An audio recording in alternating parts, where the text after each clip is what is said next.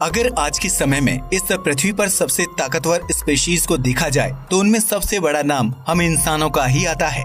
आज के समय में पृथ्वी पर ऐसी कोई स्पीशीज नहीं है जो थोड़े समय के लिए भी हम इंसानों के दिमाग और उसकी टेक्नोलॉजी एडवांसमेंट के आगे टिक सके, क्योंकि हमारी पूरी पृथ्वी पर हम इंसानों के पास ही सबसे ज्यादा इंटेलिजेंट और तेज दिमाग है जो पृथ्वी पर मौजूद किसी और स्पीशीज में नहीं है। इसी के कारण इंसान अपने आसपास के एनवायरनमेंट और चीजों को समझकर एक्शन ले सकता है।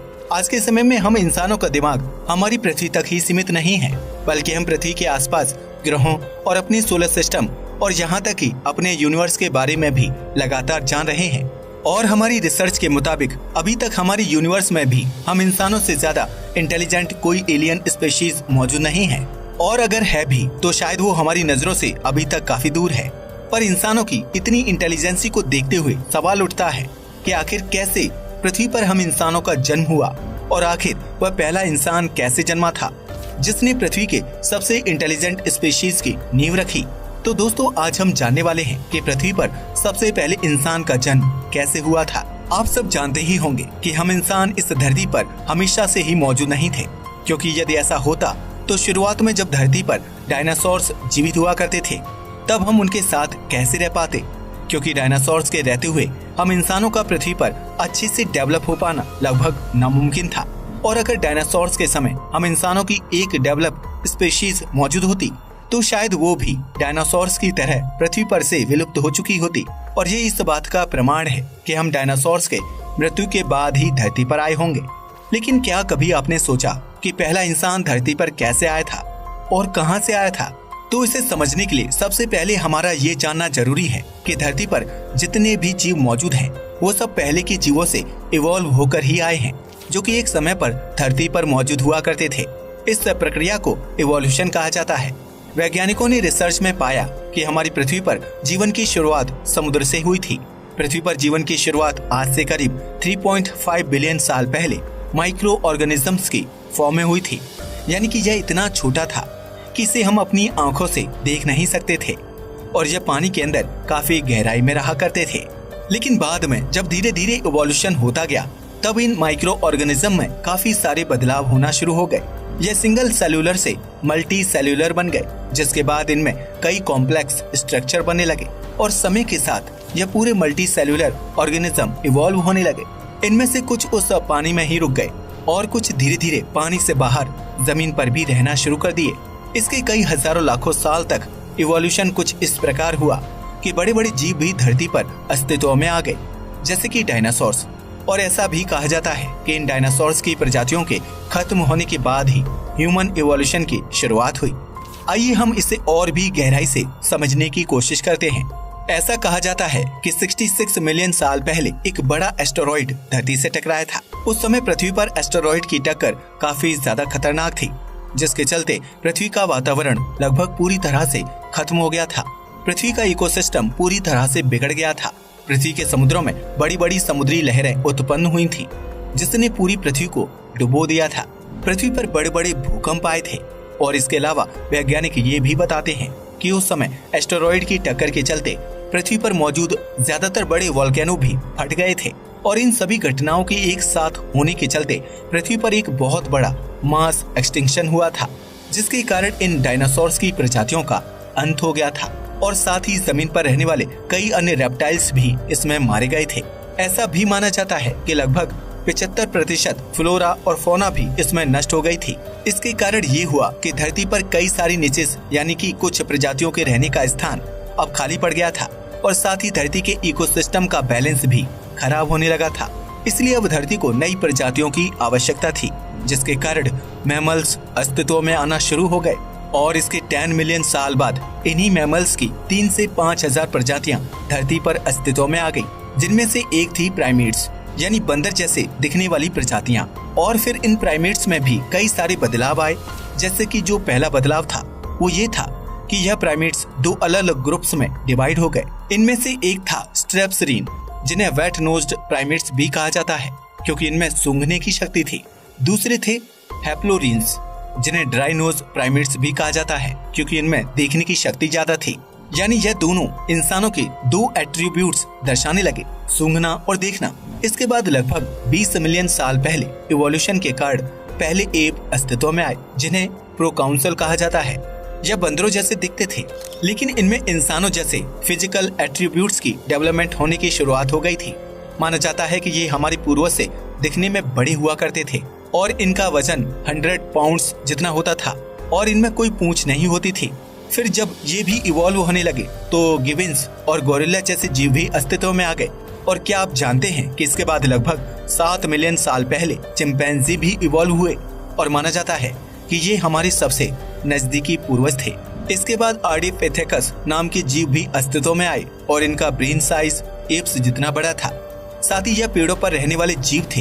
ये पहले जीव थे जिन्होंने 2 टांगों पर चलना सीख लिया था। लगभग 4 मिलियन साल पहले ऑस्ट्रेलोपिथेकस ऑर्डिपिथेकस से इवॉल्व होकर अस्तित्व में आए और यह लगभग इंसानों जैसा दिखने लगे थे। हालांकि इनमें अभी भी एप जैसे दिखने वाले फीचर्स थे और यह पहले ऐसे थे जिनके पांव सामने की ओर इवॉल्व हो गए, जिससे कि इनका 2 टांगों पर चलना और भी आसान हो गया था।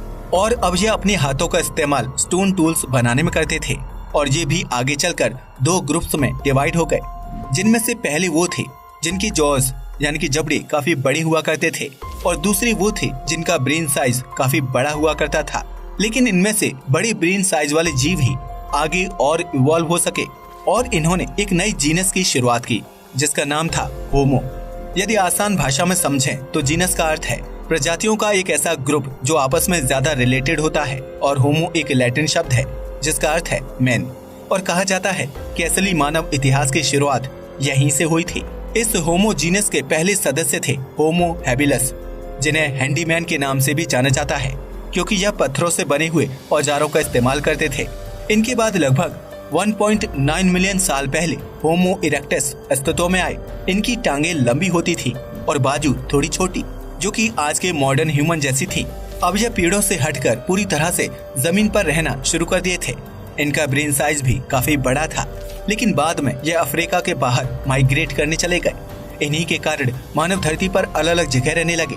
इसलिए ये कह पाना मुश्किल है कि इनके कौन से ग्रुप से आगे का इवोल्यूशन हुआ था, क्योंकि अब यह कई जगहों पर फैले हुए थे। इनके बाद लगभग 3 लाख साल पहले होमो सेपियंस अस्तित्व में आए।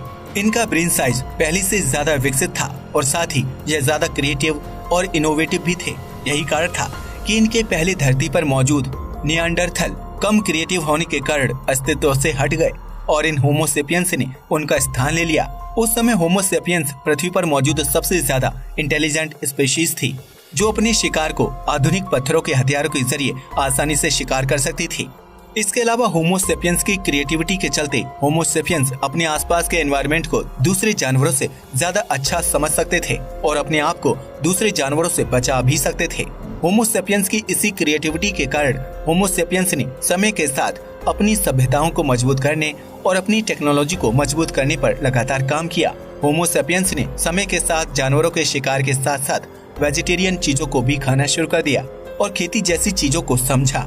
खेती वह पहला कदम बताई जाती है जिसने आज के मॉडर्न इंसानों की नींव रखी, क्योंकि इसके बाद हम होमो सेपियंस ने कभी पीछे मुड़कर नहीं देखा। और आजकल विज्ञान के विकास और उन्नति के कारण हमारा और भी विकास हर दिन हो रहा है। अब हम इतने समर्थ हो चुके हैं कि हम अपना जीवन अच्छे से जी सकते हैं और टेक्नोलॉजिकल एडवांसमेंट्स के कारण हर दिन बनने वाले नए नए डिवाइसेस हमारे जीवन और आसान कर देते हैं। तो हम उम्मीद करते हैं कि अब आप इस रहस्य को समझ गए होंगे कि किस प्रकार धरती पर पहला इंसान आया था और कहां से आया था। आज के समय में भी हमें कई सारे प्रमाण मिलते हैं कि किस तरह ह्यूमन इवोल्यूशन हुआ था। इन प्रमाणों में सबसे ज्यादा सहायक हैं फॉसिल्स यानी कि जीवाश्म। हमें हमारे पूर्वजों के कई सारे जीवाश्म मिले हैं जिससे हम ये बता सके कि वह कितने बड़े हुआ करते थे और उनमें और हम में क्या फर्क था, और ये भी अनुमान लगाया जा सका कि वह कैसे दिखते थे। साथ ही कुछ आर्कियोलॉजिकल साइट्स की खुदाई के दौरान भी ये पाया गया कि किस प्रकार हमारे पूर्वज पत्थरों के बने औजारों का इस्तेमाल करते थे। खुदाई के दौरान न केवल हमें ये पता चला कि किस प्रकार ये अपना जीवन जीते थे, बल्कि हम ये भी समझ पाए कि इनकी क्या मान्यताएं थी। उदाहरण के लिए जैसे यह मृत जीव को दफना दिया करते थे, जो यह दर्शाता है कि इनमें भी कुछ बिलीफ पैटर्न्स होते थे जो भी आज के समय में इवॉल्व हुए हैं। तो दोस्तों, कहने का मतलब ये है कि हम इंसानों का जन्म किसी एक इंसान से नहीं हुआ था, बल्कि आज हम जो इंसान हैं जिस फिजिकल स्ट्रक्चर और जिस दिमाग के साथ मौजूद हैं, वह पृथ्वी पर लाखों हजारों साल के इवोल्यूशन के चलते ऐसा बना है जैसा आज हम उसे देख रहे हैं।